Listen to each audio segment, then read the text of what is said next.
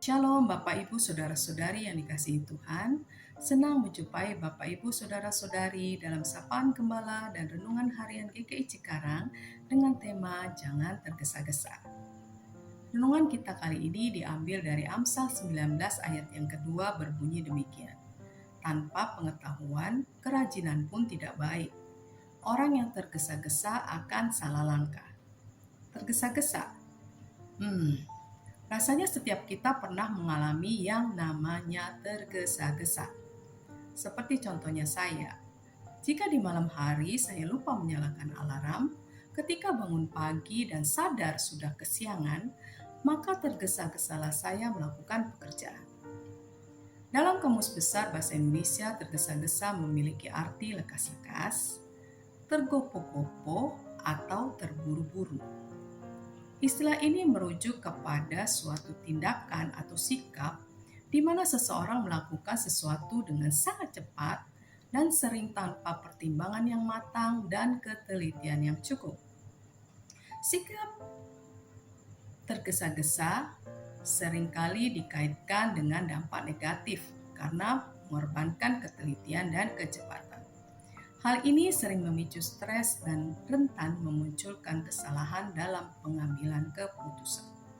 Beberapa faktor yang menyebabkan munculnya sifat tergesa-gesa adalah tekanan lingkungan, tuntutan pekerjaan yang mengharuskan untuk selalu produktif dan efisien, manajemen waktu yang buruk, kurangnya perencanaan waktu yang efektif yang menyebabkan selalu merasa dikejar-kejar waktu, perfeksionisme, keinginan segala sesuatu sempurna dalam waktu yang singkat.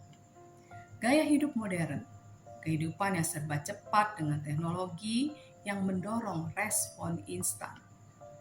Takut ketinggalan, fear of missing out atau FOMO, perasaan cemas jika tidak mengikuti tren atau aktivitas yang sedang berlangsung.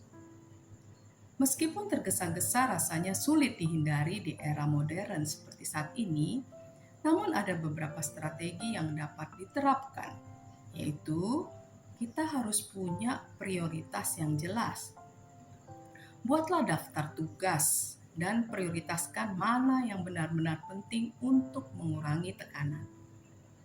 Perencanaan waktu efektif, alokasikan waktu yang realistik untuk setiap tugas, termasuk soal istirahat.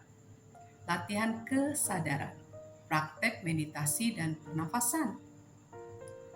Delegasi tugas, belajar untuk menyerahkan sebagian pekerjaan kepada orang lain jika memungkinkan.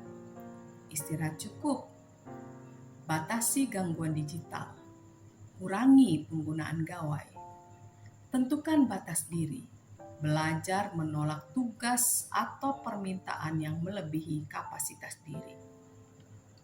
Pada akhirnya yang perlu kita ingat adalah orang yang tergesa-gesa akan salah langkah. Allah memberikan kita hikmat serta kebijaksanaan untuk mengelola kehidupan ini. Jika kita berada pada situasi harus melakukan sesuatu dengan cepat, berhentilah dulu sejenak. Tarik nafas dalam, mulailah berdoa, memohon petunjuk dari Tuhan. Apa yang harus kita kerjakan? Kelola pikiran dan emosi dengan baik agar kita, walaupun dalam waktu yang terbatas, dapat menyelesaikan pekerjaan tersebut dengan tenang. Semoga renungan hari ini menjadi berkat bagi kita semua. Tuhan Yesus memberkati. Mari kita berdoa. Terima kasih Tuhan untuk hari ini. Kembali kami diberi kesempatan lagi untuk mendengarkan firman Tuhan. Firman Tuhan hari ini mengajarkan kami agar kami dapat mengelola sifat tergesa-gesa yang sering kami alami dalam kehidupan sehari-hari. Ya Tuhan, di dalam dunia modern saat ini, sifat tergesa-gesa tidak bisa terhindari lagi. Namun ajarilah kami untuk mengelola sifat tergesa-gesa ini sehingga dapat meminimalisasi kesalahan yang terjadi dan dapat melakukan tanggung jawab kami dengan baik.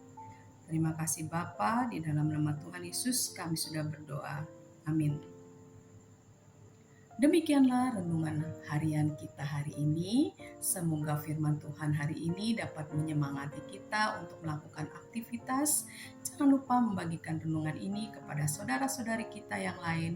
Selamat beraktivitas, Tuhan Yesus memberkati.